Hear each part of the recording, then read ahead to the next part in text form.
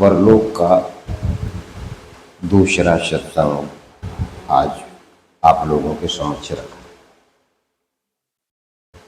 सत्संग में एकत्रित हुए लोग नर नारी ऋषि के वचन सुनने की जिज्ञासा लेते हुए आए।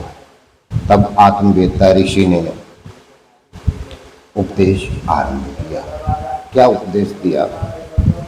कि जगत स्वार्थमय है, यह संपूर्ण संसार है, यह स्वार्थमय है।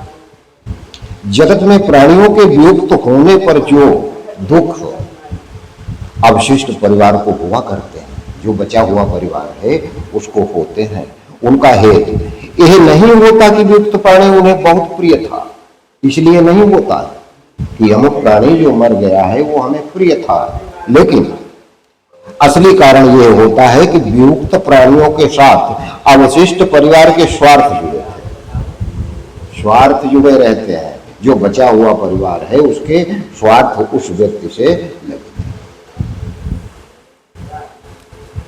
और वियोग जो है यानी जो विषुणन है, जिसे कहते हैं विषुण गए चले गए, जो वियोग है वो स्वार्थ सिद्धि में बाधक होता है।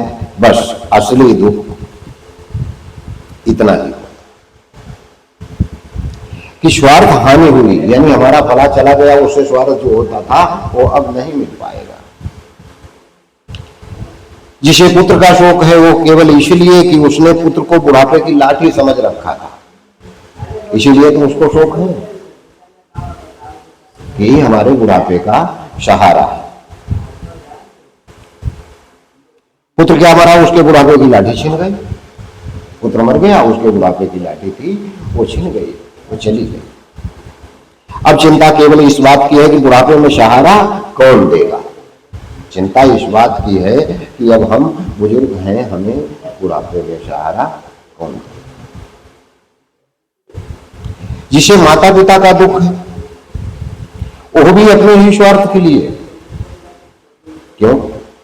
माता पिता नहीं रहे, उन्होंने हमारा पालन पोषण किया और करते रहते, यह दुख, यह कष्ट है। अपने स्वार्थ के लिए जो सुख स्त्री से मिला करता था अब वो नहीं मिलेगा, क्योंकि स्त्री चली गई, यही तो स्वार्थ लगा। अतः ये स्पष्ट है कि जिसे मृत्यु का शोक कहते हैं, जो मृत्यु का शोक है, दुख है, वो शोक असल में बंधु बांधवों के लिए नहीं किंतु अपने ही स्वार्थ में बाधा पहुंचने से किया जाता है।